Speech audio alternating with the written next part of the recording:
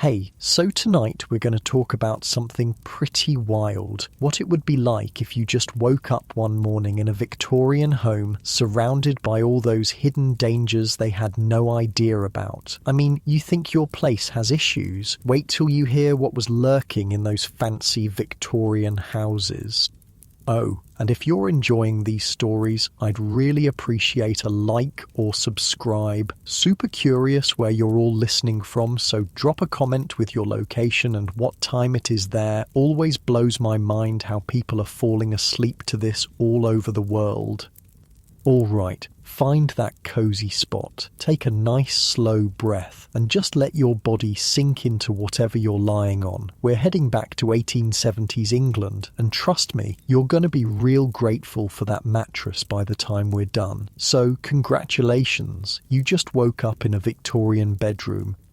Your eyes flutter open to darkness. Not the gentle darkness of your bedroom at home with the little blinking lights from electronics and the soft glow of streetlights filtering through the blinds. No, this is proper darkness, heavy and thick.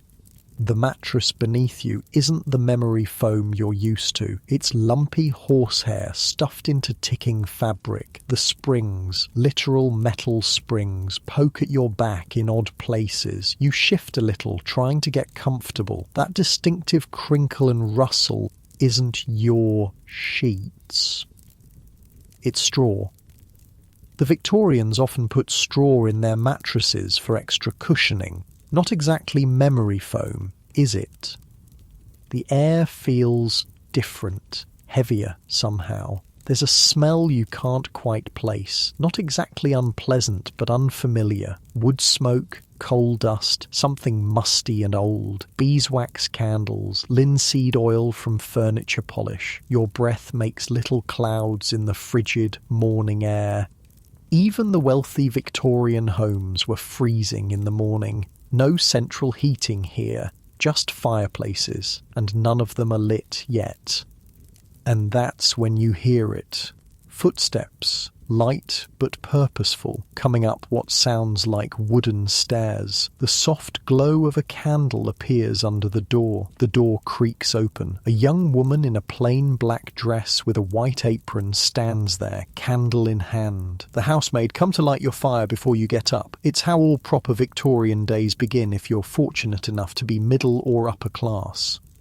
"Good morning, ma'am," she says with a little curtsy. "It's 6:30. Shall I light your fire?" Before you can answer, she's already moving to the fireplace. You watch, fascinated, as she kneels down and begins laying kindling and coal. Within minutes, a small fire is crackling in the grate. "Cook says breakfast will be at 8, ma'am. Will you be wanting a bath this morning?" A bath. Now that sounds nice, until you remember that Victorian bathing involved servants hauling buckets of hot water up flights of stairs, pouring them into a metal tub that's been placed in front of the fire, and then standing around while you wash. Not exactly the private experience you're used to. "No thank you," you manage to say. "Just some water for washing, please." The maid nods and leaves, returning moments later with a porcelain pitcher and basin. She pours the steaming water into the bowl, places it on the washstand, and then lays out a towel. "Will there be anything else, ma'am?" "No, thank you. That's all." She curtsies again and withdraws, closing the door softly behind her. You throw back the heavy wool blankets and quilts and swing your legs over the side of the bed. The floor is bare wood, cold as ice beneath your feet. No wall-to-wall carpeting here, just scattered rugs that do little to ward off the chill. You make your way to the washstand and peer into the mirror above it. The glass is wavy, giving your reflection a slightly distorted look. You splash some water on your face and reach for what you assume is soap, a hard yellow bar that smells strongly of lye. The fire has taken the edge off the cold, but the room is still chilly. You look around for your clothes and spot them laid out on a chair. Petticoats, corset, dress, way more layers than you're used to. Getting dressed is going to be a project, but first, you need to use the bathroom. You look around. No ensuite here. just a chamber pot tucked discreetly under the bed. Welcome to Victorian hygiene. You decide to hold it and get dressed first. Maybe there's a proper toilet somewhere in this house. The Victorians did have flush toilets by the 1870s, though they were still something of a novelty. Dressing is a challenge. The corset alone is a puzzle, and you can't possibly lace it properly on your own. You manage to get it on loosely, along with the petticoats, and then struggle into the dress. It's not properly fastened, but it'll have to do for now. You open the bedroom door and step out into a hallway. The walls are covered in richly patterned wallpaper, deep green with gold accents. It's absolutely stunning, with an almost luminous quality to the green. Too bad it's probably full of arsenic. Yeah, that's right, that gorgeous green wallpaper. In Victorian times, they used arsenic to create that vibrant shade of green. Sheely's green, they called it, or Paris green. And it was everywhere. Wallpaper, curtains, clothing, even children's toys. The Victorians were absolutely obsessed with this particular shade, not realising they were essentially surrounding themselves with poison. When it got damp or heated, the arsenic would release into the air. People breathing it in would get sick, headaches, nausea, even death in extreme cases. But the Victorians had no idea. They just thought the wallpaper was pretty. You make a mental note not to lick the walls. Not that you were planning to. You make your way downstairs, one hand on the banister to steady yourself. The stairs are steep and narrow, another hidden danger of Victorian homes. Uneven steps were common, especially in the back stairs used by servants. One misplaced foot and you could take a nasty tumble. The main staircase, though, is grand and well constructed. The wealthy Victorians spared no expense on the parts of their homes that visitors would see. It's the hidden areas, servant stairs, back rooms, where corners were cut. You reach the bottom of the stairs and find yourself in an entrance hall. It's dimly lit, with heavy curtains blocking most of the morning light. Gas lamps flicker on the walls, casting an eerie glow. Another Victorian innovation that brought both convenience and danger. Gas lighting was a huge improvement over candles, but gas leaks were common and could lead to explosions or asphyxiation. A delicious smell wafts from what you assume is the direction of the kitchen. Bacon, fresh bread, coffee, your stomach growls. Maybe breakfast will help you make sense of this strange situation. You follow the smell down a hallway, past a formal dining room with a massive table that could seat 12, and into a cosy morning room. A smaller table is set for breakfast, with silver dishes keeping food warm over small flames. You almost laugh at the abundance laid out for just one person. Eggs, bacon, sausages, fish, toast, muffins, jam, and a silver pot of what smells like strong coffee. The Victorians did not believe in light breakfasts. They considered a hearty morning meal essential for health and energy. You sit down, and a maid immediately appears to serve you. You notice her hands are red and chapped. Working with lye soap, chemical cleaning products, and hot water all day would do that. Household servants faced all kinds of occupational hazards, chemical burns, back injuries from hauling water and coal, respiratory problems from dust and fumes.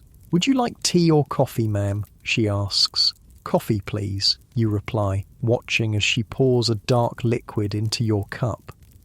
You take a sip and nearly choke. It's incredibly strong and bitter. Victorian coffee was often adulterated with chicory or even burnt sugar to stretch expensive coffee beans. And the milk? Well, let's just say pasteurization wasn't standard practice yet.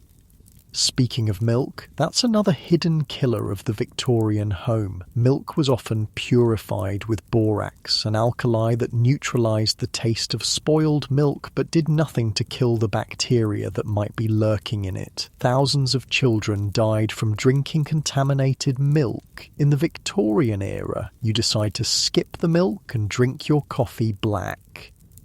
The food, at least, looks good. You help yourself to some eggs and toast, avoiding the sausages. Victorian food safety standards were, well, non-existent, really. Food adulteration was common. Bread might contain alum or chalk to make it whiter. Sausages might include all sorts of questionable fillers. Even tea wasn't safe. Sometimes it contained actual iron filings to make it look like higher quality black tea. As you eat, you gaze around the morning room. It's beautifully decorated with floral wallpaper, thankfully not green, comfortable furniture and knickknacks everywhere. The Victorians loved their stuff. Every surface is covered with photographs, small sculptures, vases, books and decorative boxes. Through the window, you can see a garden coming to life in the morning light. A gardener is already at work tending to flower beds. You wonder if he's using Paris green as an insecticide, another common use for the arsenic compound. The maid appears at your elbow. "Will you be receiving visitors this afternoon, ma'am? There are already 2 calling cards that have been delivered." Calling cards. Another Victorian custom. People would leave small cards with their names when they came to visit. If you were home and willing to receive them, they'd be shown in. If not, they'd just leave their card as evidence they'd made the social effort. No, you say. Not ready to face Victorian social customs when you barely understand the basics of surviving in this house. I think I'll go for a walk this morning. Fresh air sounds good right about now, away from the arsenic wallpaper and the gaslights and all the other hidden dangers lurking in this beautiful home. Very good, ma'am. Shall I have your walking costume prepared? Your walking costume, because Victorians couldn't just throw on jeans and a t-shirt to go outside. They needed specific outfits for specific activities. And for women, these almost always included corsets, multiple layers, and long skirts that would drag in the street muck. Yes, please, you sigh. You might as well embrace the full Victorian experience. The maid nods and withdraws to prepare your outfit. You finish your breakfast and rise from the table, feeling slightly better with food in your stomach. You wander back into the hallway, looking for a bathroom before your walk. After checking several doors, you find what appears to be a water closet, a small room with an early flush toilet. It's a simple design, a wooden seat over a ceramic bowl with a pull chain to release water from a tank above. Not exactly modern plumbing, but better than the chamber pot. You use the facilities, marvelling at this piece of Victorian technology. The flush toilet was a major advancement in sanitation, though early models had their issues. Methane from sewers could build up in pipes and occasionally ignite or even explode when exposed to a flame. Thomas Crapper, yes, that was his real name, would later improve the design with a siphon valve to prevent sewer gases from coming back into the house. After washing your hands in a small basin, you return to your bedroom to find the maid waiting with your walking costume. It's a dark blue affair with a fitted jacket, a bustle at the back, and a skirt that brushes the floor. "Shall I help you dress, ma'am?" You nod, realizing there's no way you're getting into this contraption on your own. The maid helps you out of your loosely fastened morning dress and properly tightens your corset. You gasp as she pulls the laces. "Not too tight," you manage to say. She looks surprised, but loosens it a bit. Victorian beauty standards valued tiny waists, achieved through tight lacing that could compress internal organs and cause all sorts of health problems. Layer by layer, she helps you into the walking costume. Chemise, corset, petticoats, skirt, jacket. By the time you're fully dressed, you feel like you're wearing half your closet from home. "Your hat and gloves, ma'am," the maid says, presenting a small hat with feathers and a pair of kid leather gloves. No respectable Victorian lady would go outside with bare hands or an uncovered head. You put them on, feeling increasingly like you're in a costume drama. The maid hands you a parasol as well. Not just a fashion accessory, but protection from the sun. pale skin was desirable, a sign that you didn't have to work outdoors like the lower classes. Fully equipped for your Victorian walk, you head downstairs and out the front door into the morning air. The street is already bustling with activity. Horses clip-clop past, pulling carriages. A street vendor calls out selling flowers. Children in ragged clothes play in a side alley. You take a deep breath, relieved to be out of the house with its hidden dangers. But even here, there are hazards. The street is littered with horse manure. The air is thick with coal smoke from thousands of chimneys. And if it starts to rain, those beautiful green dyes in your clothing might begin to leach arsenic onto your skin. Still, it feels good to move, even restricted by your corset and multiple layers. You set off down the street, parasol in hand, taking in the sights and sounds of Victorian England. You notice other ladies out for their morning constitutional, nodding politely as they pass. A gentleman tips his hat to you, and you incline your head in response, playing along with the social customs. As you walk, your mind drifts back to all the hidden dangers you've already encountered in just a few hours in a Victorian home. The arsenic wallpaper, the gas lighting, the potentially contaminated food and milk, the steep, uneven stairs. It's a wonder anyone survived. And yet, millions did. The Victorians were resilient, adapting to their world just as we adapt to ours. They didn't know about the dangers lurking in their beautiful homes, just as we might be unaware of hazards in our own modern environments that future generations will find shocking. You realise how lucky you are to live in an age of building codes, food safety regulations and consumer protection laws. All those boring, bureaucratic rules that we take for granted actually keep us safe from the kinds of dangers that Victorians faced every day.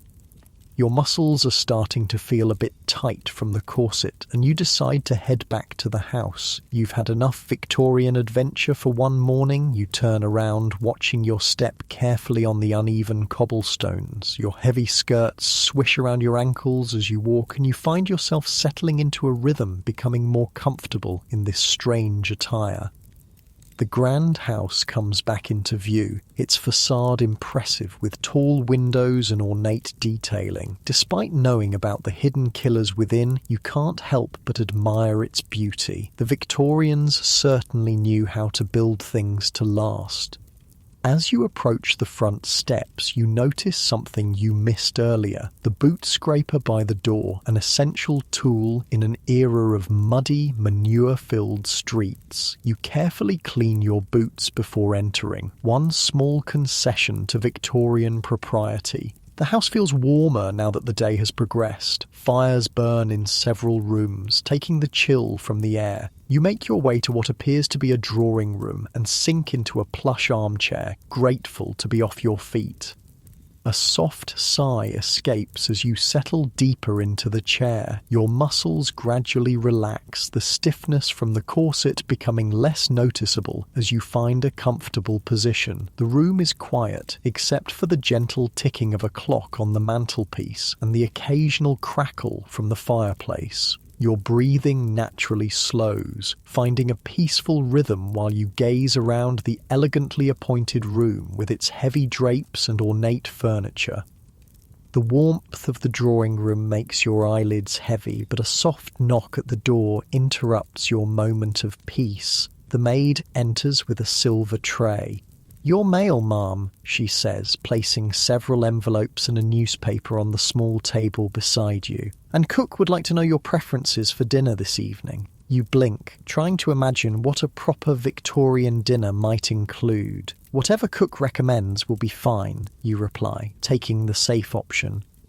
The maid nods and withdraws, leaving you with your correspondence. You pick up the newspaper first, the Times, dated May 1878. So that's when you are. The headlines talk about tensions with Russia, debates in Parliament and various society events. Nothing about time travellers appearing in Victorian homes, thankfully. The envelopes contain invitations to teas, dinner parties, and a charity bazaar. Apparently, your Victorian self is quite the social butterfly. You set them aside, more interested in exploring this house and its hidden dangers. You rise from the chair, feeling the constraint of your corset as you do. The Victorians really did themselves no favours with these torture devices. Restricted breathing, compressed internal organs, deformed ribs, all in the name of a fashionably tiny waist. And that's not even mentioning the damage done by the weight of all these skirts hanging from your compressed waist. No wonder Victorian women were always fainting. And speaking of fashion dangers, many Victorian clothing items were dyed with toxic substances. That vibrant green dress in the wardrobe probably contains arsenic. The beautiful red flowers on that hat, likely coloured with mercury. Even the makeup on the dressing table, lead, belladonna, arsenic again. Beauty was quite literally poisonous in the Victorian era. You wander from the drawing room into what appears to be a library. Floor-to-ceiling bookshelves line the walls, filled with leather-bound volumes. A writing desk sits in one corner, complete with inkwell, blotter, and a stack of writing paper. The room smells of leather, paper, and beeswax. It's peaceful here, removed from the bustle of the household. You trail your fingers along the spines of the books, reading titles on history, natural philosophy, poetry, and novels.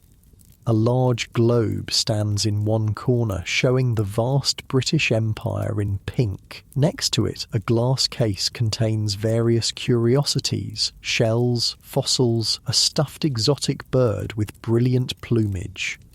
Taxidermy was hugely popular in Victorian homes. They loved bringing nature inside, whether it was pressed flowers, stuffed animals, or cases of pinned butterflies. But the methods used to preserve these specimens often involved arsenic soap or mercuric chloride. Even their decorative items could be deadly. You move to the writing desk and sit down, curious about what your Victorian self might have been working on. A half-finished letter lies on the blotter, written in a flowing hand that's not yours. It mentions garden plans and an upcoming visit from someone named Charlotte. The ink is still in liquid form in a small glass well. Iron gall ink, probably. The standard writing ink of the time. It contains tannic acid, which can be corrosive enough to eventually eat through paper. Not immediately dangerous to you, but worth noting as another everyday item with hazardous properties. A soft chiming from a clock on the mantelpiece tells you it's now noon. The house seems to have come fully alive while you were reading. You can hear movement downstairs, the staff preparing lunch perhaps. You rise and continue your exploration, moving into the hallway and toward the back of the house. The kitchen would be interesting to see, but you're not sure if it would be proper for the lady of the house to intrude on the cook's domain. Victorian homes operated on strict hierarchies, with everyone knowing their place. Instead, you find yourself in a small room that appears to be a kind of office or business room. A desk contains household account books, receipts, and various documents. This is where the practical business of running a Victorian household would take place. You flip through one of the account books, fascinated by the meticulous records. Every penny spent is accounted for. Wages for servants, food purchases, coal deliveries, dress fabrics, charitable donations. Running a Victorian household was essentially like managing a small business. The coal deliveries catch your eye. Victorian homes went through enormous amounts of coal to heat all those fireplaces. The resulting coal dust and smoke were major health hazards, contributing to respiratory diseases and the infamous London fog, actually smog created by coal smoke combining with natural fog. You close the book and notice a cabinet in the corner. Opening it reveals bottles of medicine and household remedies. You pick one up cautiously. Mrs. Winslow's soothing syrup. The label reads, "For children teething." You nearly drop the bottle when you remember what this actually contains: morphine. Victorian medicines were often laced with opiates, cocaine, or alcohol. This soothing syrup was essentially liquid morphine given to babies to stop them crying. It certainly stopped the crying by drugging infants into unconsciousness. Some never woke up. You carefully replace the bottle and check a few others. Laudanum, a tincture of opium, arsenic pills advertised as a complexion improver, something called female pills that promises to cure obstructions and irregularities peculiar to the female form. The Victorian medicine cabinet was a veritable poison cabinet by modern standards, and these were legitimate, commercially sold products, not some back-alley concoctions. It's a wonder anyone survived their treatments. A soft knock at the door interrupts your snooping. It's the maid again. "Luncheon is served in the morning room, ma'am," she says. You thank her and make your way back to the cosy room where you had breakfast. A light meal has been laid out: cold meats, bread, cheese, and fruit. Simple by Victorian standards, which is fine by you. You eat cautiously, still wary of food safety. The bread seems fresh at least, and the fruit has been carefully washed and peeled. You decide to risk the cheese but avoid the meat. Better safe than sorry. After lunch, you're not sure what to do with yourself. What did Victorian ladies do with their afternoons? You remember reading that social calls were often made between 3 and 5 p.m. Perhaps you're expected somewhere, but no, the maid would have reminded you if you had engagements.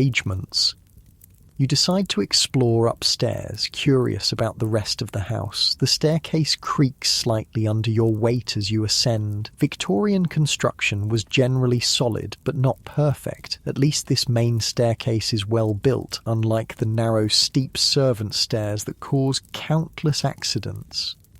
The upper floor contains several more bedrooms, a nursery, empty. Does your Victorian self have no children? And what appears to be a sewing room. You peek into each, noting the decor and potential hazards. The nursery is particularly interesting. It's cheerful, with alphabet blocks and wooden toys scattered about, but you notice a painted rocking horse in the corner, its bright red and green paint likely containing lead. Lead paint was standard for children's toys, furniture, and room decorations. Children would chew on their toys or crib rails, ingesting the sweet-tasting lead and suffering neurological damage as a result.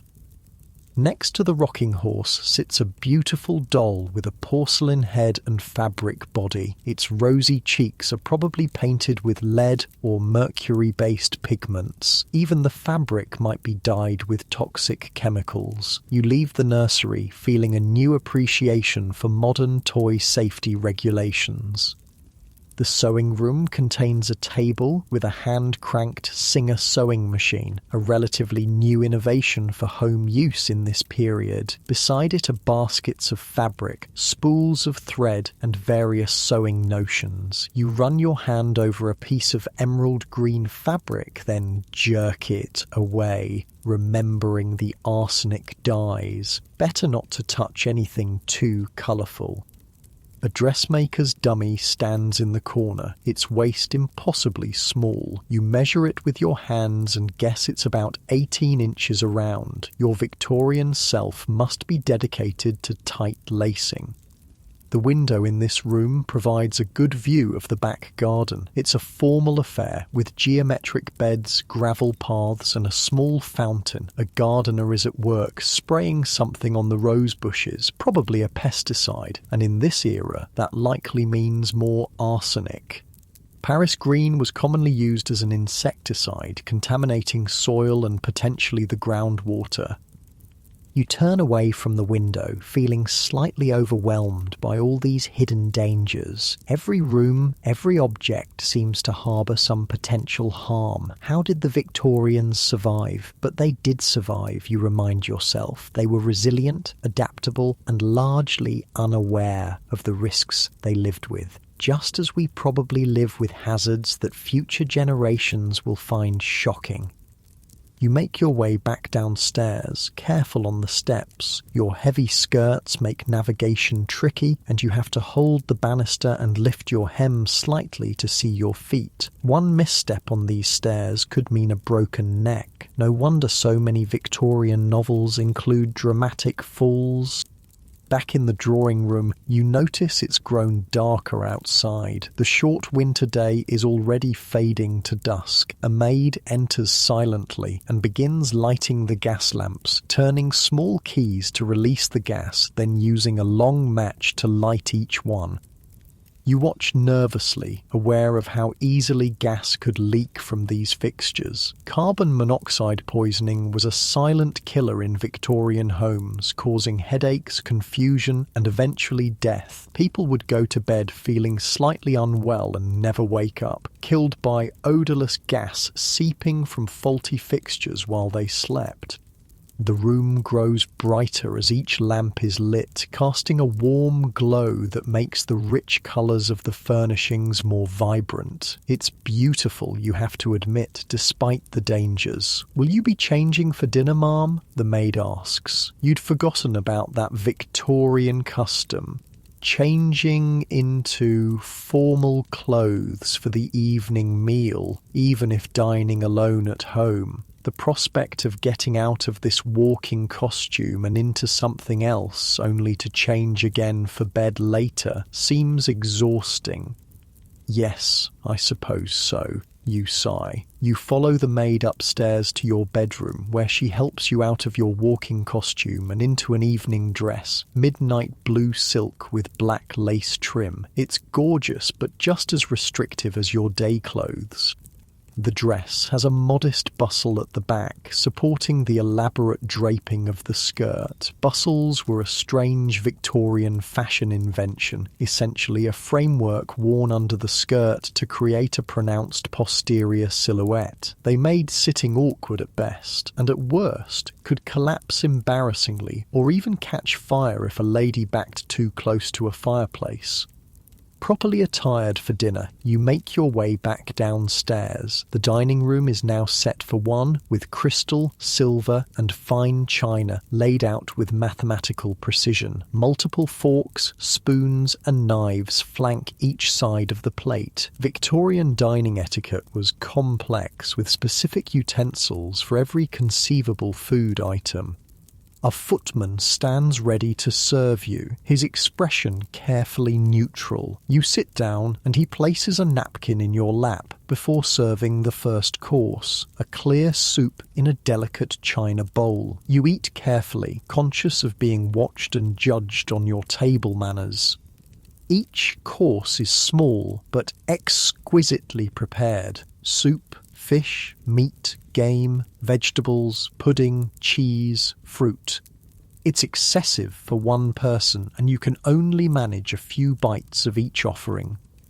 The footman serves you a small glass of sweet wine with dessert. You sip it cautiously, aware that Victorian wine might contain all sorts of additives, lead to sweeten it, or other stranger ingredients to improve colour or clarity. By the time the meal concludes, you're exhausted from maintaining proper posture and navigating the complex meal service. Victorian formality is wearing, even when dining alone. "Will you take coffee in the drawing room, ma'am?" the footman asks.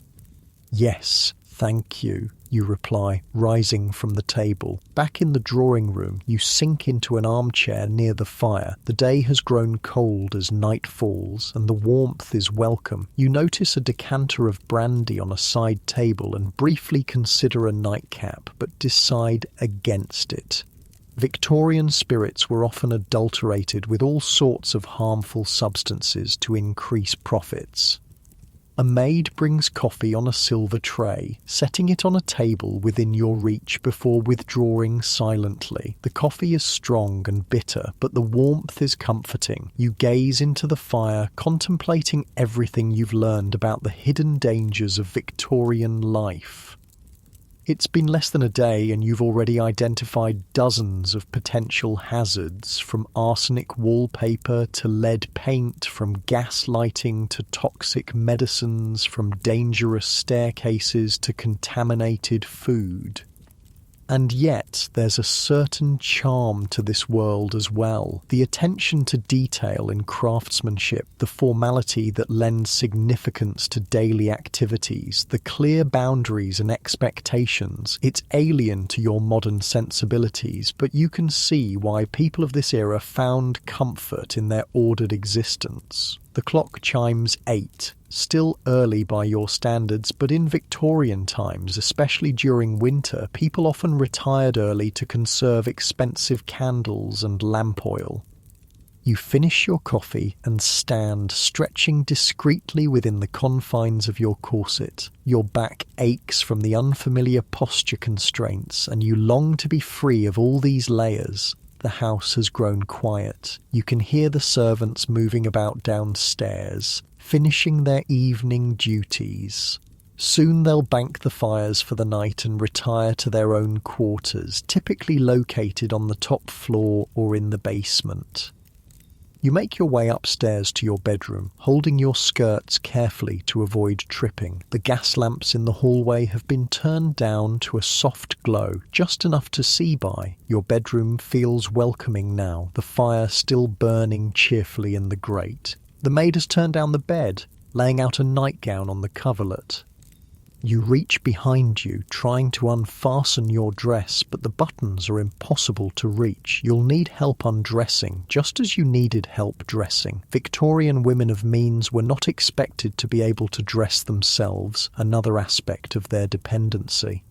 You ring the bell, pull beside the bed, and within moments the maid appears. She helps you out of your evening dress, unlaces your corset, blessed relief, and assists you into the nightgown, a long white cotton garment with lace trim and tiny pearl buttons up the front. "Will there be anything else, Mum?" she asks. "No, thank you," you reply. "Good night." She curtsies and withdraws, taking your discarded clothing with her to be brushed and aired for tomorrow. Alone at last, you exhale deeply, feeling your ribs expand fully for the first time all day. The nightgown is surprisingly comfortable, the cotton soft against your skin. After the stiff formality of your day clothes, you climb into the high bed, sinking into the slightly lumpy mattress. The sheets are clean but coarser than you're used to.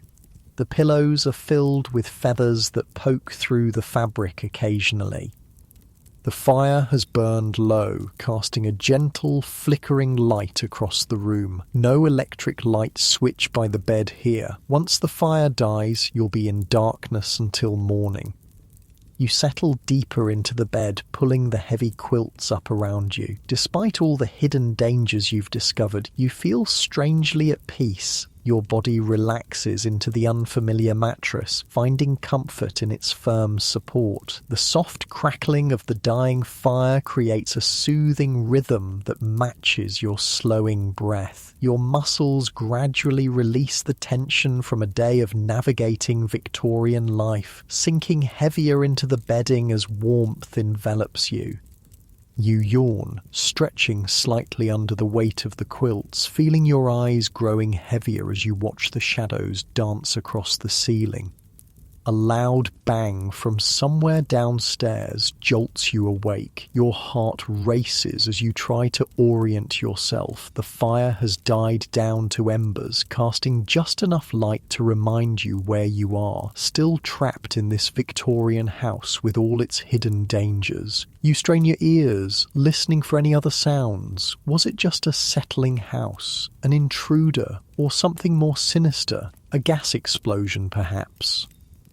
After a few minutes of silence, you begin to relax. Old houses make noises. Nothing to worry about. You settle back against the pillows, but sleep seems far away now. Your mind wanders to all the other dangers you haven't yet encountered in this Victorian home. What other hidden killers might be lurking in the beautiful surroundings?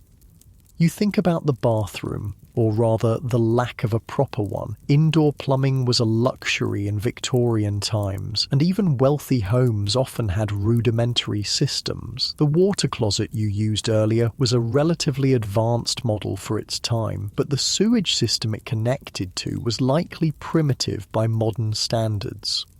Sewer gases, including methane, could build up in these early systems and sometimes leak back into the house. That's why Thomas Crapper's invention of the S-trap was so important. It created a water barrier that prevented gases from rising back through the pipes.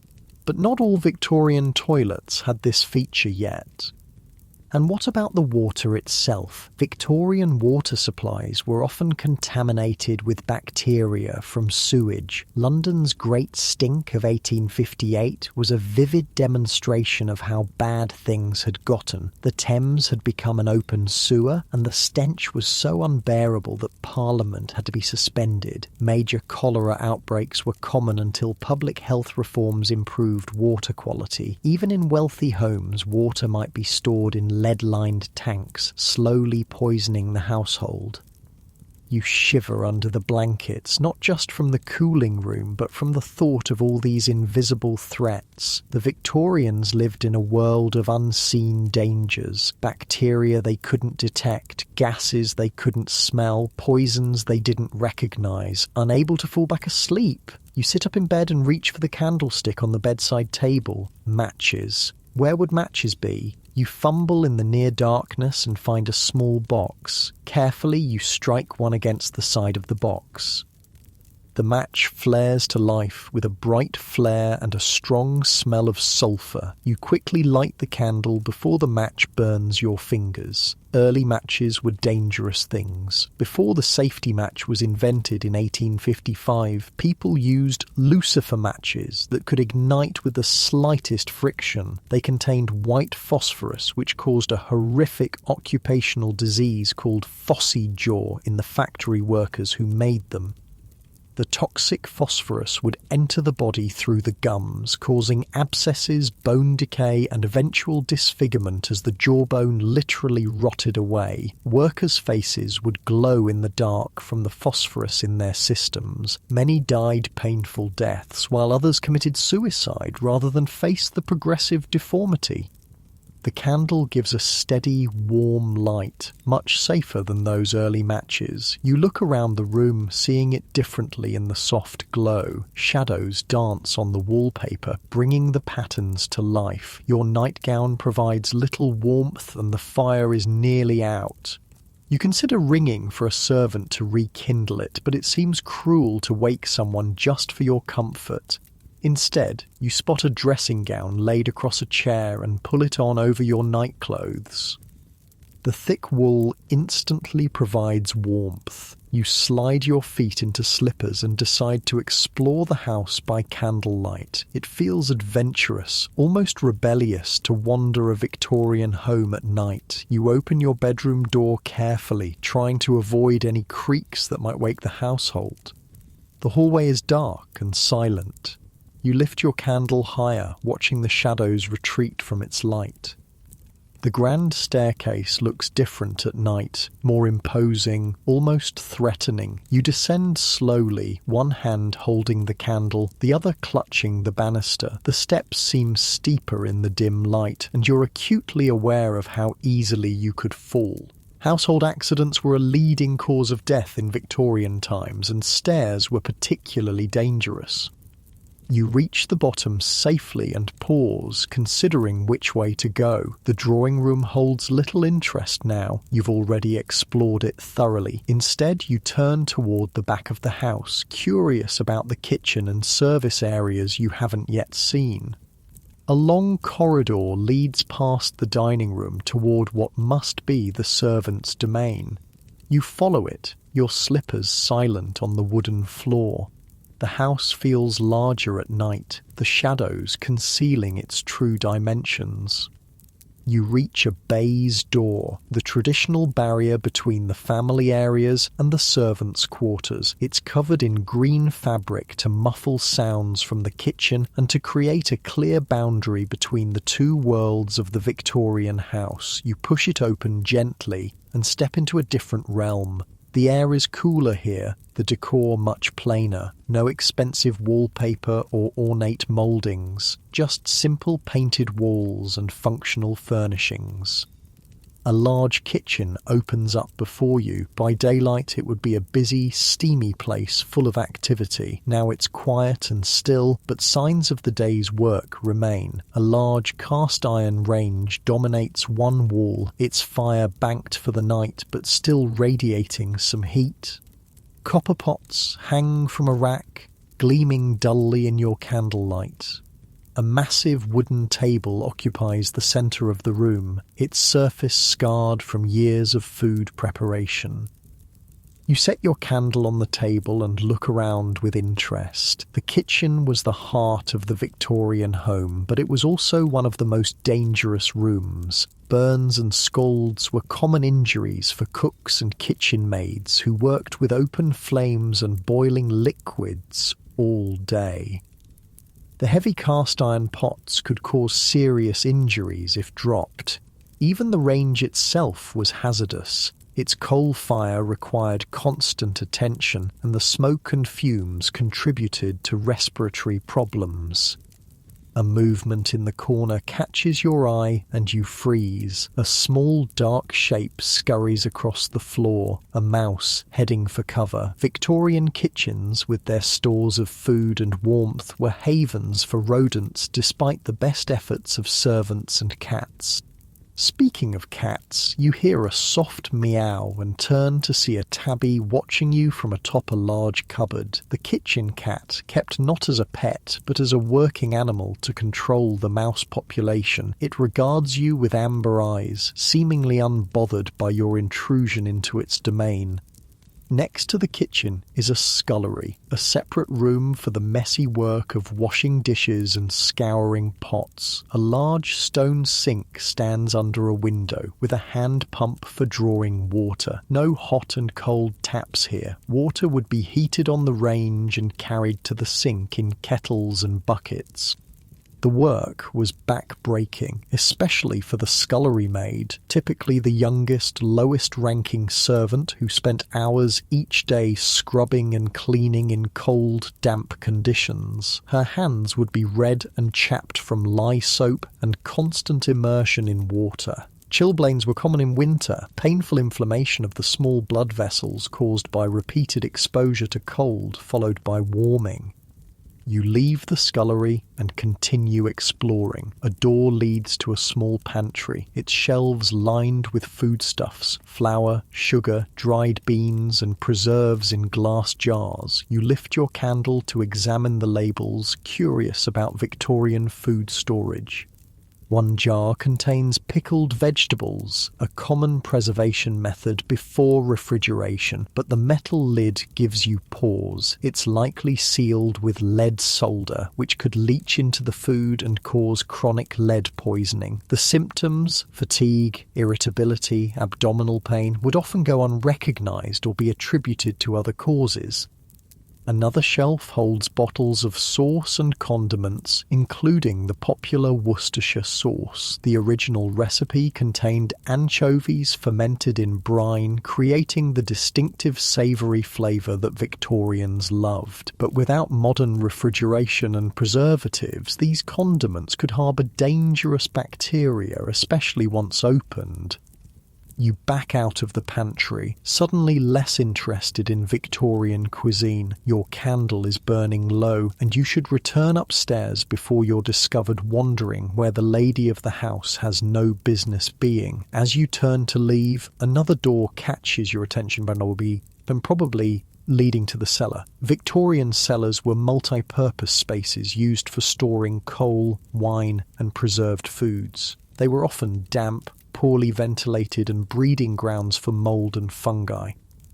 Some of these molds could be toxic, especially black mold that thrived in damp conditions. The Victorians wouldn't have understood the connection between mold exposure and respiratory problems, headaches, or fatigue. They might attribute such symptoms to bad air or miasmas, rather than identifying the specific cause. You decide against exploring the cellar. It would be dark, possibly locked, and venturing down steep stone steps by candlelight seems unnecessarily risky. Instead, you make your way back through the kitchen toward the baize door. As you pass the range, you notice a collection of flat irons on a shelf nearby. These solid metal implements would be heated on the range and then used to press clothing and linens. Before electric irons, this was how wrinkles were removed, with heavy, scorching hot pieces of metal that required skill and caution to use without burning oneself or the fabric. Laundry work was another hazardous occupation in Victorian times. The washerwomen or laundry maids would use caustic soaps, boiling water, and dangerous equipment like mangles, devices with heavy rollers that pressed water from wet clothes but could crush fingers if used carelessly. The chemicals used in laundering were harsh: lye for making soap, oxalic acid for removing stains, and various bleaching agents. Prolonged exposure could cause skin damage, respiratory problems, and even chemical burns. You push through the baize door, returning to the more familiar territory of the main house. The contrast between the plain, functional servants' areas and the ornate family spaces is striking, a physical manifestation of the rigid class divisions of Victorian society. The clock in the hallway shows it's just past midnight, the witching hour. You smile at the thought. The Victorians were certainly superstitious enough to believe in such things. Spiritualism was wildly popular, with seances and spirit communications a fashionable pastime among the upper classes. Even Queen Victoria herself had consulted mediums after Prince Albert's death.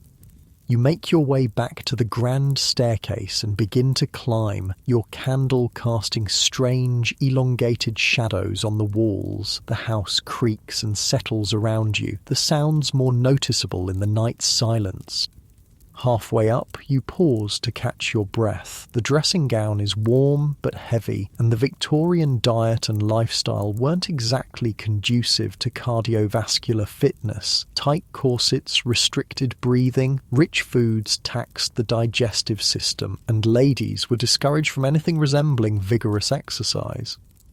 Victorian medicine had little understanding of how lifestyle affected health. Doctors might prescribe rest cures, tonics, or strange devices like electric belts that supposedly stimulated the internal organs with mild electrical currents. Needless to say, these treatments did little to address the underlying causes of poor health. You continue up the stairs, moving carefully in the flickering light. The grand staircase was designed to impress visitors, not to be navigated by candlelight. The ornate banister helps steady you as you climb. At the top, you turn toward your bedroom, ready to return to the questionable comfort of the Victorian bed. But a sound stops you, a soft whimpering from another room. Curious, you follow the noise down the hallway. It leads you to the nursery you explored earlier. The door is ajar, and you push it open slowly, lifting your candle to see inside. A small figure sits up in a child's bed, tears glistening on round cheeks. A little girl of perhaps 5 or 6 years, with long, dark hair in a simple nightgown. She looks up as you enter, eyes widening at the sight of you. "Mama?" she says hesitantly. So, your Victorian self has a child, after all. You hadn't seen her during the day. Perhaps she was visiting relatives or at lessons with a governess. "I had a bad dream," she says, her voice small in the dark room. You move to her bedside, setting the candle on a table. "It's all right," you say softly, sitting on the edge of the bed. "It was just a dream." She looks at you with complete trust, accepting your presence and comfort without question. You smooth her hair back from her forehead, noting how warm she feels. Slightly too warm, perhaps? Fever was always a concern in Victorian times, when common childhood illnesses could quickly turn deadly. "Would you like me to stay until you fall asleep again?" you ask. She nods, lying back against her pillows. You tuck the blankets around her, noting that despite the apparent wealth of the household, the child's bed is fairly simple, an iron bedstead with a thin mattress. Victorian child-rearing philosophy emphasized simplicity and discipline, even for the wealthy. No soft, cozy beds or excessive toys that might spoil the child. You sit quietly, watching as her eyelids grow heavy. The candle flickers, casting gentle shadows across the room. The rocking horse stands sentinel in the corner, its painted eyes seeming to watch you in the dim light. The child's breathing deepens as she drifts back to sleep.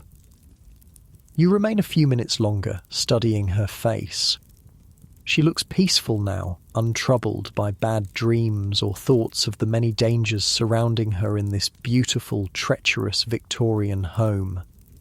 How many hazards does this child face each day without knowing it? The lead paint on her toys, the potentially contaminated milk she drinks, the medicines laced with opiates that might be given to her for the slightest complaint, the diseases that Victorian medicine has no real treatment for: diphtheria, scarlet fever, measles, whooping cough.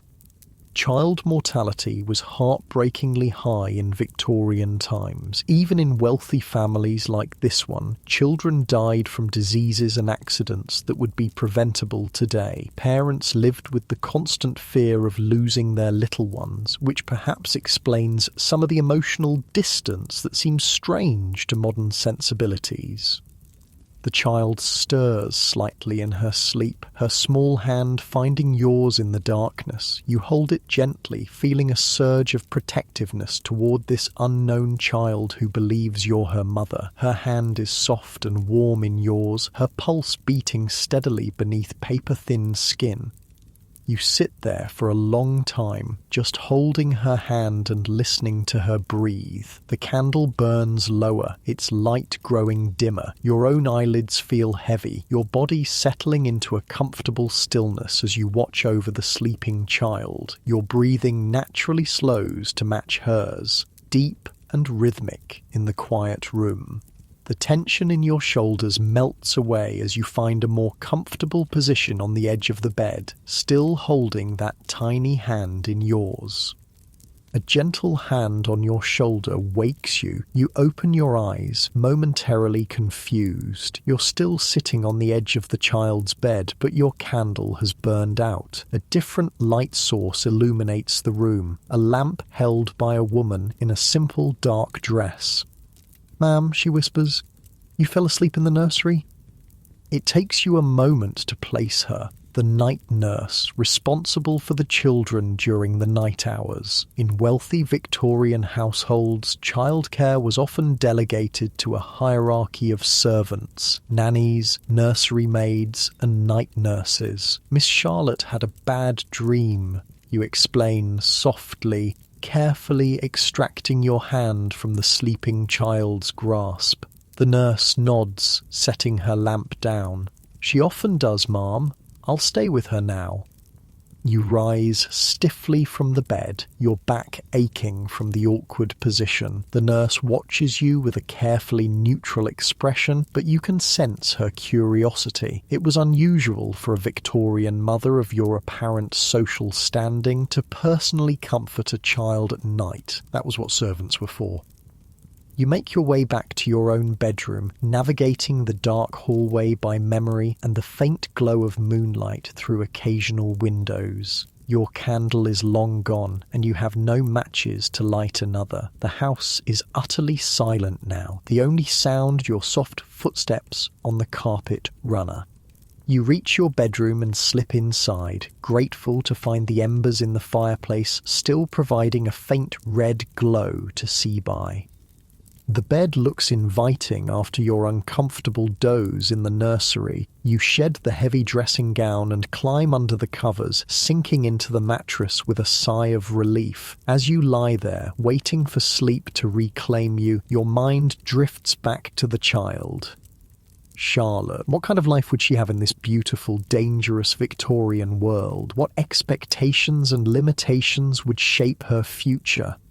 For a girl of her apparent social class, education would be limited and focused on accomplishments rather than intellectual development. Music, drawing, perhaps French or Italian, needlework, skills designed to make her an attractive marriage prospect, not to develop her mind or prepare her for independence.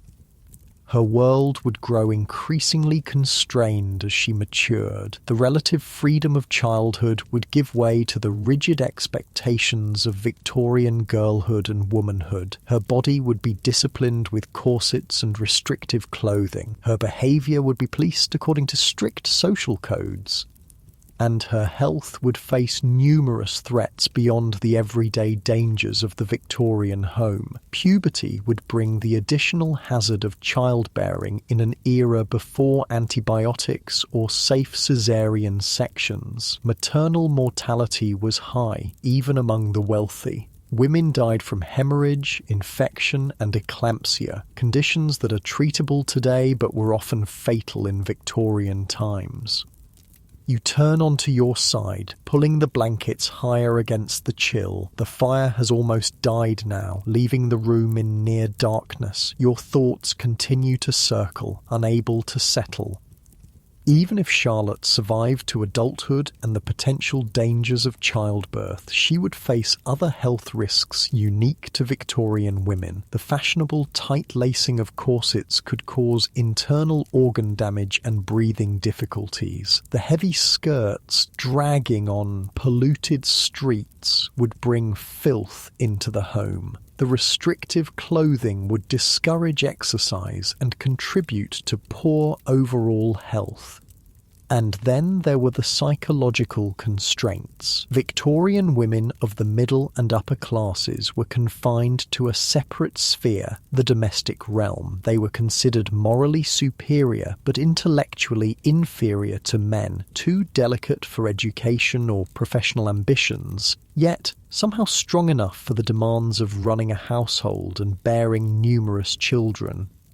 The result was often what Victorian doctors called hysteria, a catch-all diagnosis for women's physical and mental health complaints that we now recognise as depression, anxiety, and legitimate physical ailments. The treatments were sometimes as harmful as the conditions themselves, from arrest cures that involved complete isolation to surgical interventions like female castration, removal of the ovaries.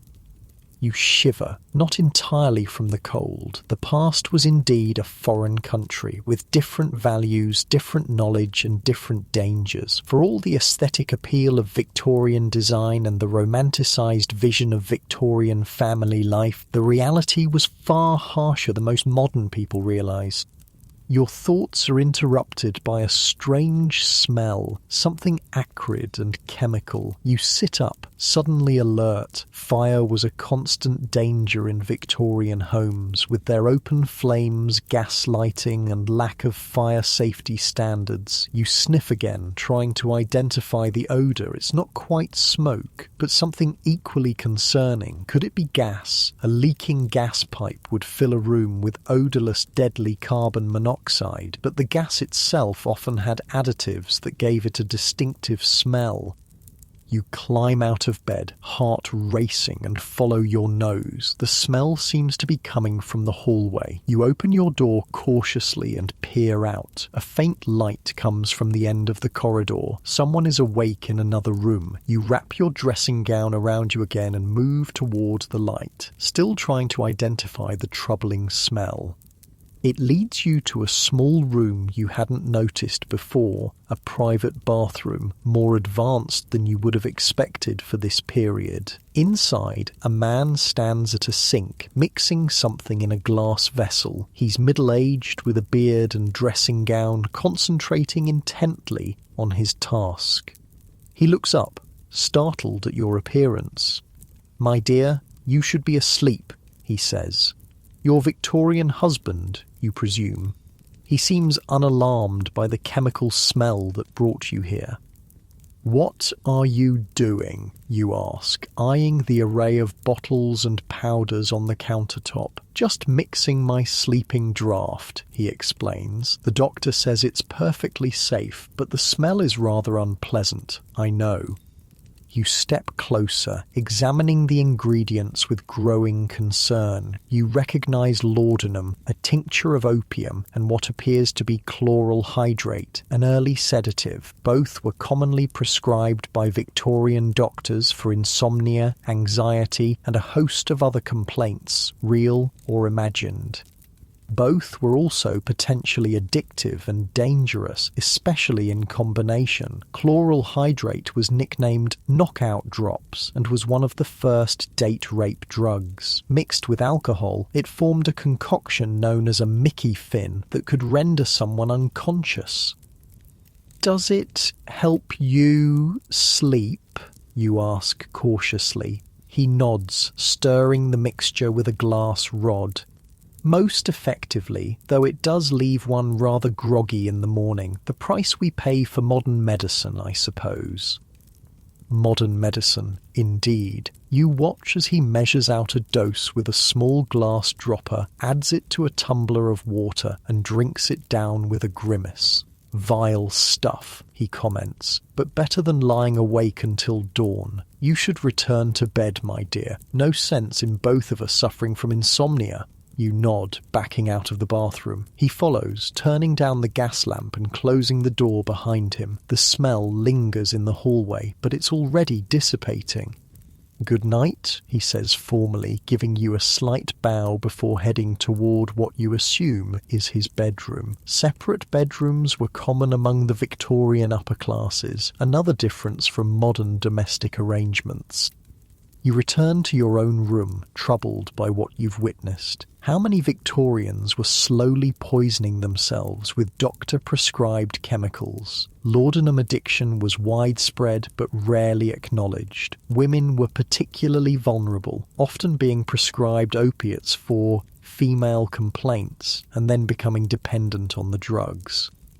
Back in bed, you pull the covers up to your chin, feeling the chill more acutely now. The fire has died completely, leaving the room in darkness. You can hear the wind outside, rattling a loose window frame somewhere. Winter nights were long and cold in Victorian England.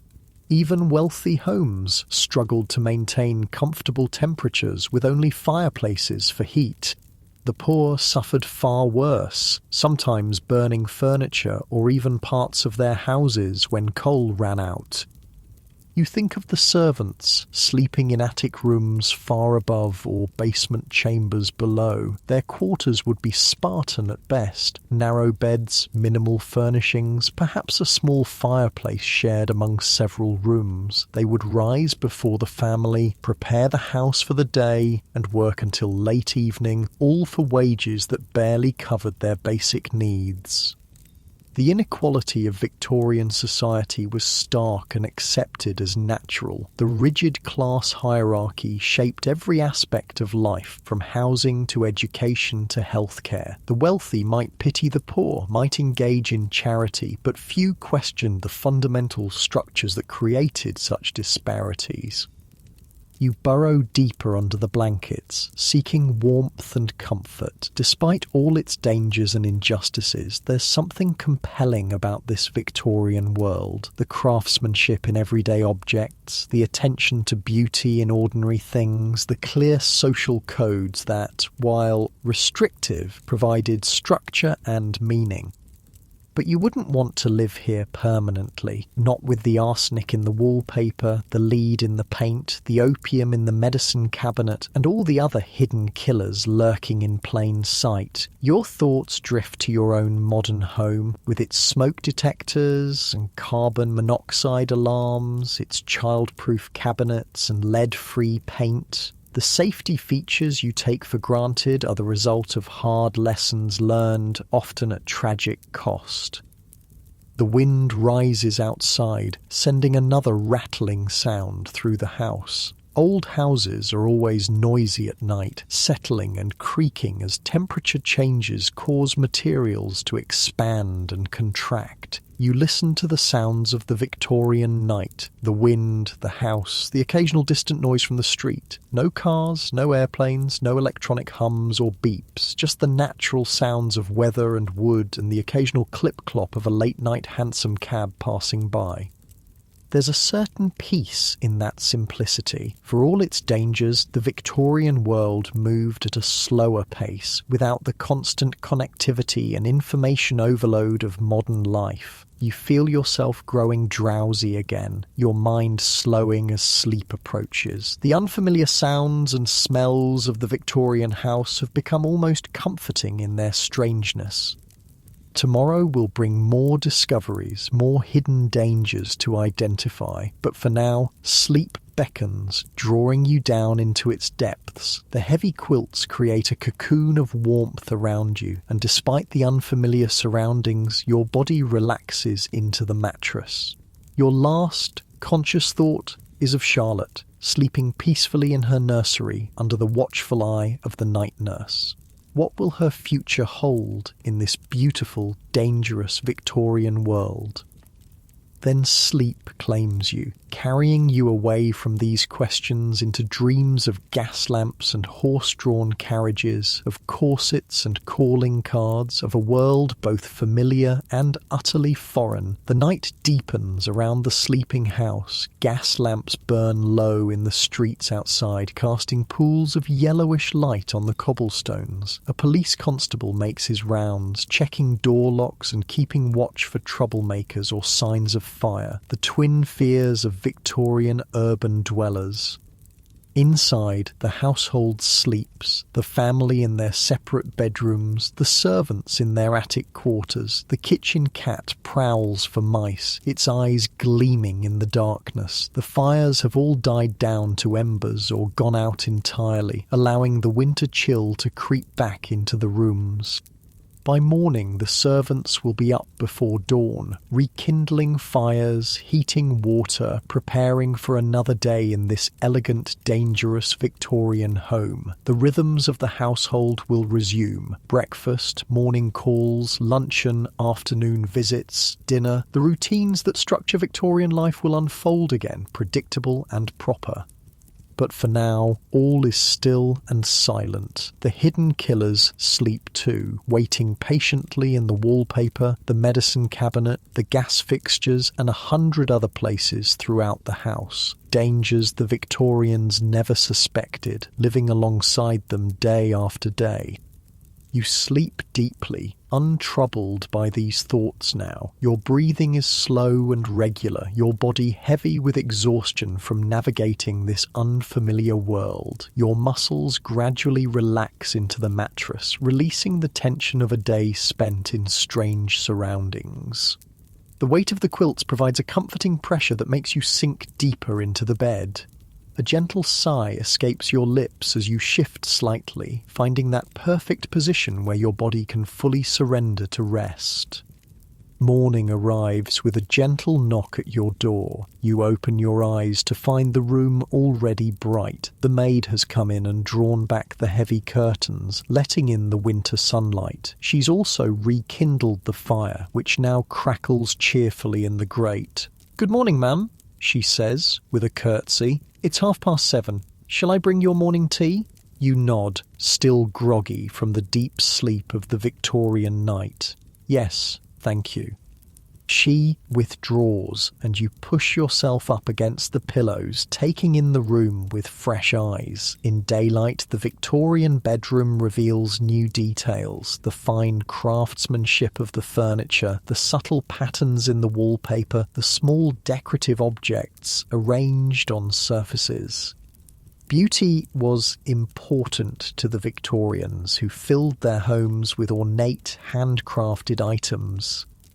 The maid returns promptly with a silver tray bearing a teapot, cup and saucer, and a small plate of thin toast. She sets it on a table near the bed and pours you a cup of steaming tea. "Will you be wanting a bath this morning, ma'am?" she asks. "You consider this. A Victorian bath would involve servants hauling multiple buckets of hot water up from the kitchen, filling a portable tub in front of the fire. It would be a production requiring significant effort from the household staff." "No, thank you," you reply. "Just washing water will be fine." She nods and leaves to fetch it, returning shortly with the same porcelain pitcher and basin from yesterday. The routine of Victorian morning ablutions begins again: washing with a cloth at the basin rather than showering, cleaning your teeth with a boar bristle brush and tooth powder rather than modern toothpaste.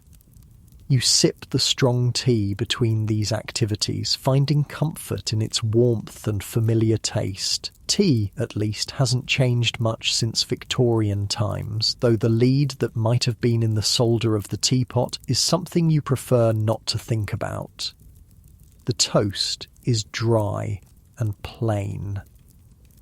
Victorians didn't typically butter their breakfast toast, considering it too heavy for the morning meal.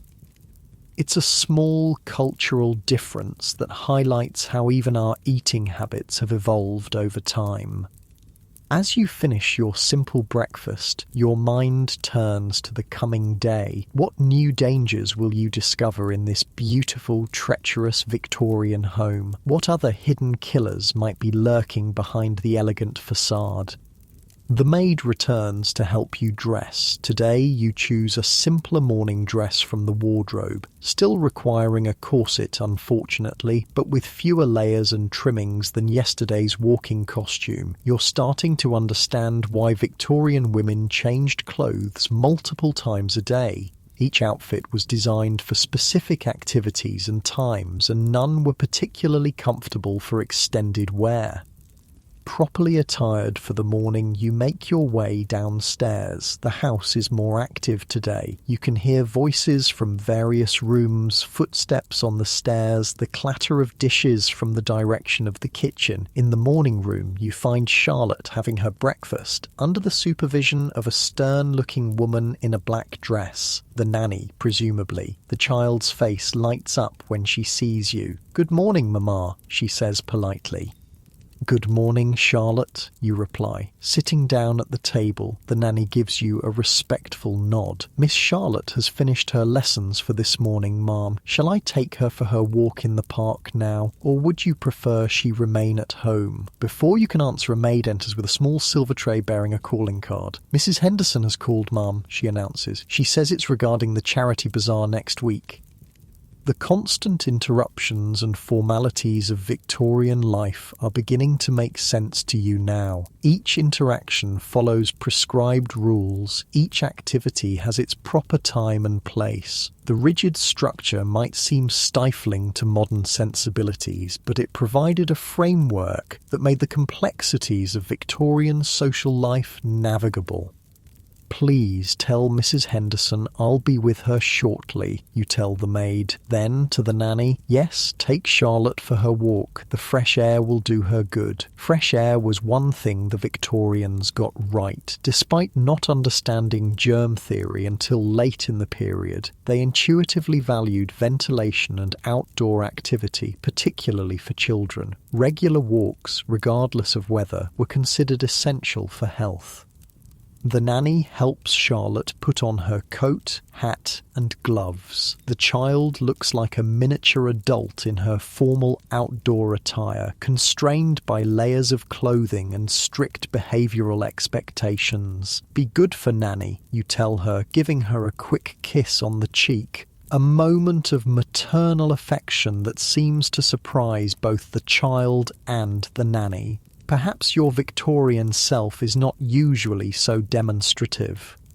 After they leave, you prepare to meet Mrs. Henderson. Social calls were a crucial part of Victorian middle and upper class life, especially for women. They allowed for the exchange of information, the maintenance of social connections, and the organisation of charitable activities, one of the few areas where women could exercise public influence.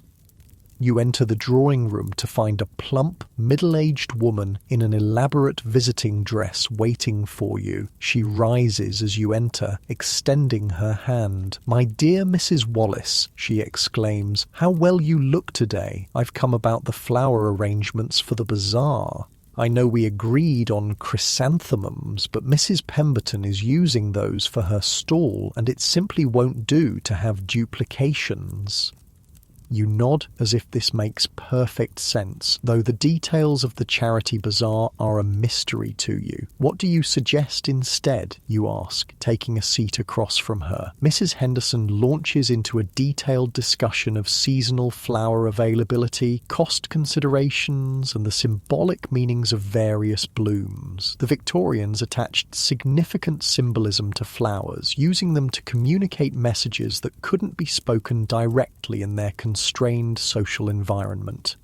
As she talks, you notice a slight headache beginning behind your eyes. The air in the drawing room feels stuffy despite the high ceilings. You glance at the wallpaper, a floral pattern in shades of blue and cream. Not green, thankfully, so probably not containing arsenic. But who knows what other chemicals might be present in the dyes? And the gas lamps, though not lit during daylight, could be leaking small amounts of gas into the room. Carbon monoxide poisoning often began with headaches and fatigue before progressing to more serious symptoms. You rise and move to a window, opening it slightly under the pretext of checking the weather. Perhaps roses would be suitable, you suggest, breathing in the fresher air from outside. They're always popular.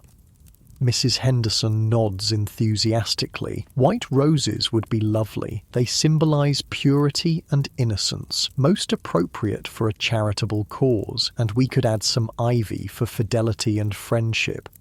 The Victorians' love of symbolic meanings extended beyond flowers to all aspects of their decorative arts. Colours, patterns, motifs all carried messages that were understood by those fluent in the visual language of the time. Even mourning jewellery containing locks of hair from the deceased communicated specific sentiments depending on how the hair was arranged. Your conversation with Mrs. Henderson continues for the better part of an hour, covering not just the charity bazaar but local gossip, mutual acquaintances, and various social events. Throughout, you maintain the polite, somewhat reserved demeanour expected of a Victorian lady while gathering valuable information about your supposed life here. When she finally takes her leave, you feel mentally exhausted from the effort of navigating unfamiliar social waters. The formal visiting rituals, the coded language, the careful maintenance of propriety all require constant attention and self-monitoring. You return to the window, opening it wider to dispel the lingering stuffiness. Outside, the winter day is bright but cold. People pass by on the street, ladies in fashionable walking costumes, gentlemen in top hats, servants on errands, children with hoops and sticks. Horse-drawn carriages and carts create a steady background noise of wheels and hoofbeats on cobblestones. The Victorian city was a sensory assault, noisy, smelly, visually chaotic. Without modern zoning laws, residential areas often intermingled with commercial and even industrial zones. A fine house like this one might stand next to a shop or workshop, sharing walls with businesses that produced noise, odours and pollutants.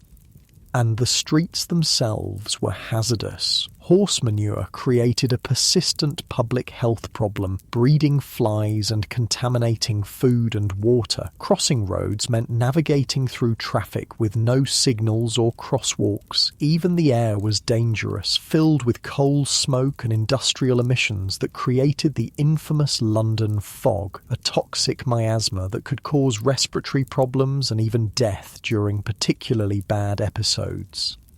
You close the window, having had enough fresh air for the moment, and decide to explore more of the house. There must be areas you haven't seen yet, perhaps a library or study where you might learn more about your Victorian life.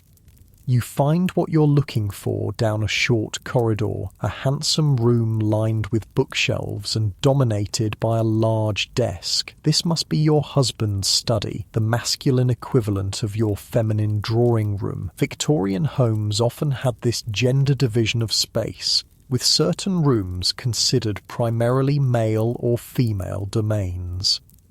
The study feels different from the rest of the house. Darker, heavier, more austere. The furniture is solid oak rather than the lighter, more decorative pieces in the family areas. The walls are panelled in wood rather than covered in wallpaper. Even the colour scheme is different. Deep greens and browns rather than the pastels and florals of the women's spaces. You browse the bookshelves, noting titles on law, history, natural philosophy, and classical literature. Your Victorian husband appears to be well-educated and intellectual. No fiction or poetry here. Those lighter forms of literature would be considered more appropriate for the female members of the household. On the desk, papers are neatly arranged beside an inkwell and blotter. You scan them discreetly, learning that Mr. Wallace, your husband, is a barrister with chambers in the Inns of Court. Legal documents, letters from colleagues, and notes for cases provide glimpses into his professional life. A photograph in a silver frame catches your eye, a formal portrait of a family group. You recognise yourself in Victorian dress, seated beside the bearded man you encountered last night. Behind you stand two young men in their late teens or early 20s, and Charlotte sits on a small chair at your feet, your Victorian family captured in the stiff, solemn style of early photography. Photography was still relatively new in the Victorian era, and sitting for a portrait was a serious undertaking. The long exposure times required subjects to remain perfectly still, explaining the sombre expressions commonly seen in Victorian photographs. It wasn't that they never smiled, it was simply too difficult to hold a smile for the required time. You replace the photograph carefully and continue exploring the study. A globe stands in one corner, the British Empire marked in pink across vast swathes of the world map. A display case contains geological specimens, crystals, fossils, unusual rocks. The Victorians had a passion for collecting and categorising the natural world, part of their broader interest in scientific classification and understanding. But even here, in this seemingly safe, scholarly environment, dangers lurk. The taxidermied birds on the mantelpiece were likely preserved with arsenic. The beautiful mineral specimens might include toxic substances like cinnabar, mercury sulfide, or realgar, arsenic sulfide. Even the books could be hazardous. Some Victorian book bindings used arsenic to create vibrant green covers, and the paper itself might contain toxic substances. You begin to feel that nowhere in this Victorian home is truly safe. Every beautiful object, every convenience, every luxury potentially harbours some hidden killer. It's a sobering realisation about the cost of progress. Innovations often arrive before their dangers are fully understood. A soft knock at the door interrupts your thoughts. It's the maid again. "Luncheon is served, ma'am," she announces, and Miss Charlotte has returned from her walk. You thank her and head to the morning room where a light meal has been laid out. Charlotte is already seated, her outdoor clothes removed, looking pink-cheeked and refreshed from her time in the park. "Did you enjoy your walk?" you ask, taking a seat beside her. "Yes, Mamma," she replies politely. "We saw the band in the park, and Nanny bought me a hot chestnut." Street vendors selling hot chestnuts were a common sight in Victorian winters, providing welcome warmth for both hands and stomach on cold days. It was one of the small pleasures available even to the less affluent classes, a momentary respite from the harsh realities of Victorian urban life. Lunch is a simple affair by Victorian standards. Cold meats, bread, cheese, and fruit. Charlotte eats daintily, clearly well trained in proper table manners. Victorian children of the middle and upper classes were expected to behave like miniature adults, particularly at meal times. As you eat, you study Charlotte more carefully. She appears healthy and well cared for, if somewhat subdued by modern standards. Victorian child-rearing emphasized obedience, restraint, and proper behavior rather than emotional expression or individuality. "What lessons did you have this morning?" you ask, genuinely curious about Victorian education for girls. "Scripture and French, Mama," she replies, "and I practiced my scales on the pianoforte." A typical education for a girl of her class, focused on moral instruction, basic academic subjects, and the accomplishments that would make her an attractive marriage prospect in the future. The goal was not to develop her intellect or prepare her for independence, but to mould her into a proper Victorian lady who would make a suitable wife and mother. After lunch, you spend a quiet hour with Charlotte in the drawing room. She shows you her needlework, a sampler she's stitching with the alphabet, and a moral verse. Her small fingers work the needle competently, though you notice she squints slightly at the fine stitches. Victorian children often developed vision problems from detailed handwork in poor lighting. Eyeglasses existed but were not always provided promptly, and the stigma attached to wearing them sometimes prevented their use, particularly for girls whose appearance was considered so important to their future prospects.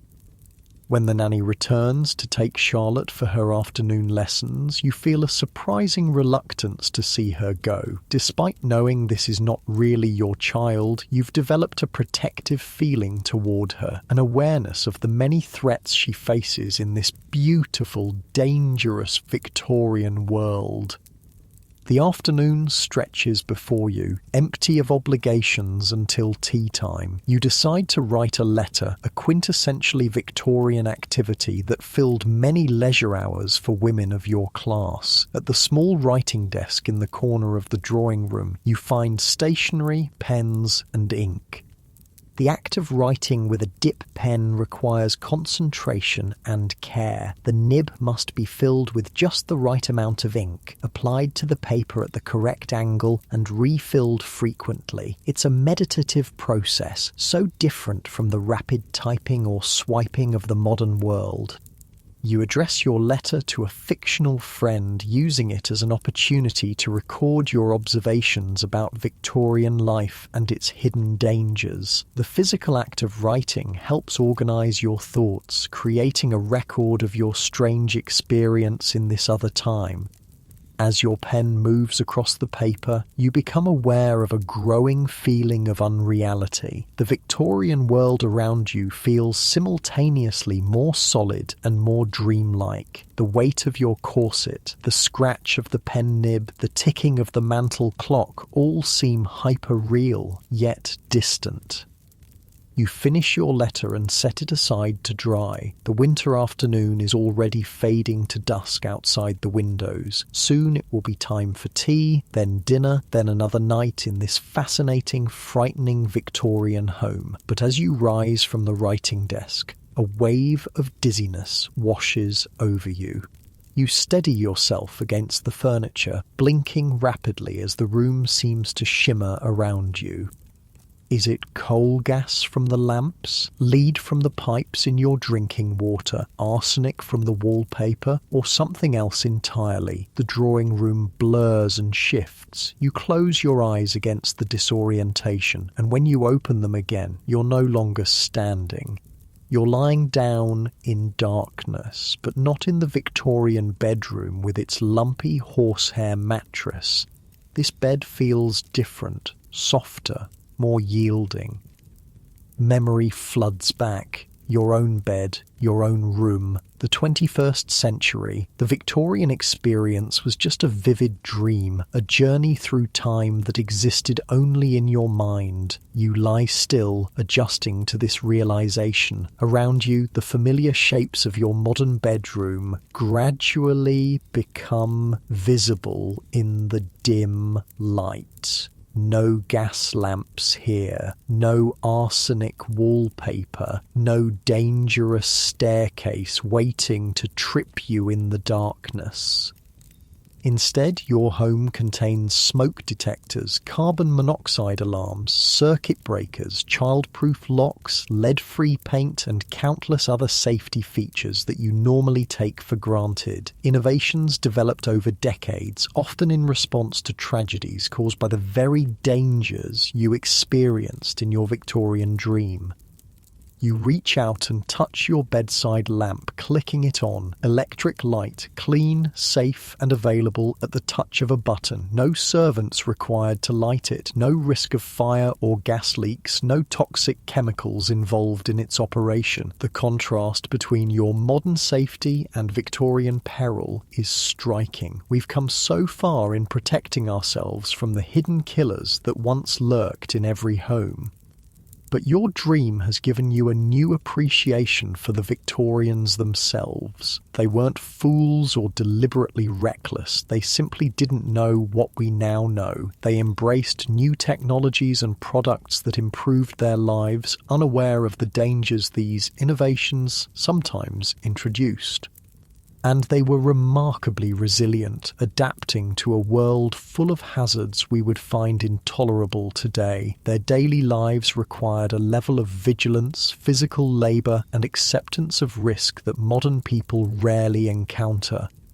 You settle back against your pillows, feeling a new gratitude for the safety of your modern home. Your bed cradles you comfortably, free from lumps and poking springs. Your room is warm without the need for a fire that might die during the night. Your water is clean. Your food is safe. Your medicines are tested and regulated. These comforts and protections didn't happen by accident. They resulted from scientific advances, public health campaigns, consumer protection laws, and countless small improvements over the decades since Victorian times. Progress that often came at a cost. The illnesses, injuries, and deaths that eventually revealed the hidden killers and led to safer alternatives. Your eyelids grow heavy as you contemplate this evolution of safety. The comfortable weight of your blankets presses you gently into the mattress. Your modern bedroom, with all its technological conveniences, wraps around you like a protective cocoon.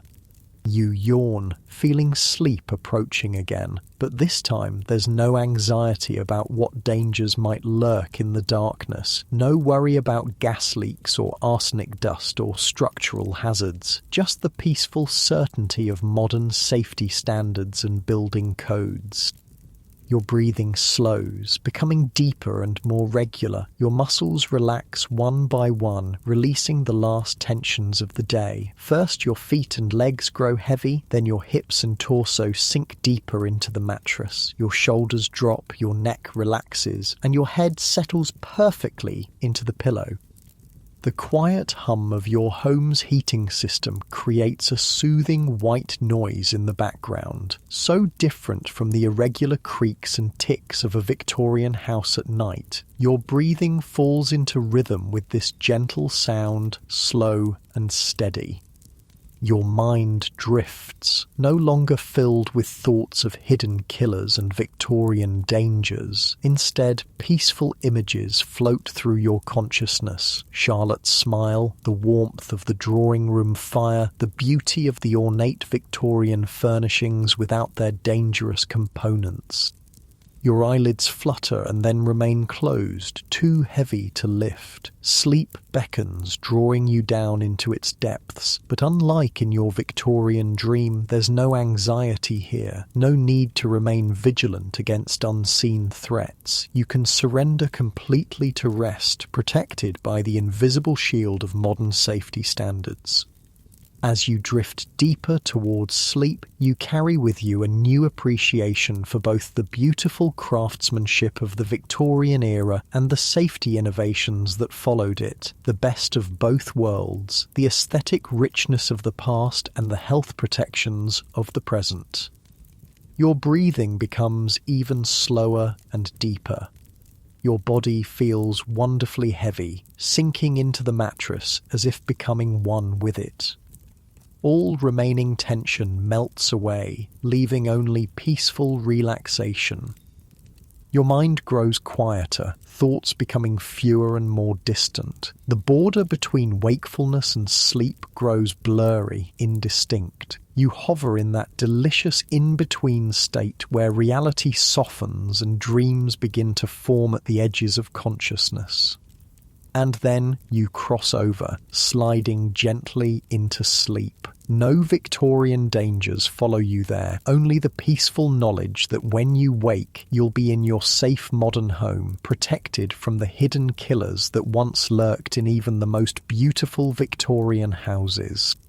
Sleep deepens, carrying you further from consciousness. Your breath is slow and steady, your body completely at rest. Dreams might come, perhaps of Charlotte in a world without arsenic wallpaper and lead paint, or of Victorian beauty without its deadly components. But they will be just dreams, not the semi-real immersion of your earlier experience. And in the morning, you'll wake refreshed with a new perspective on both historical dangers and modern safety, the knowledge of how far we've come and how much we owe to those who identified the hidden killers and worked to eliminate them from our homes. But for now, you sleep deeply, peacefully, safely, drifting in the perfect darkness of true rest, cocooned in the invisible protections of modern life. Your breathing slows to its sleeping rhythm, your mind quiets completely, and sleep, true sleep, claims you entirely.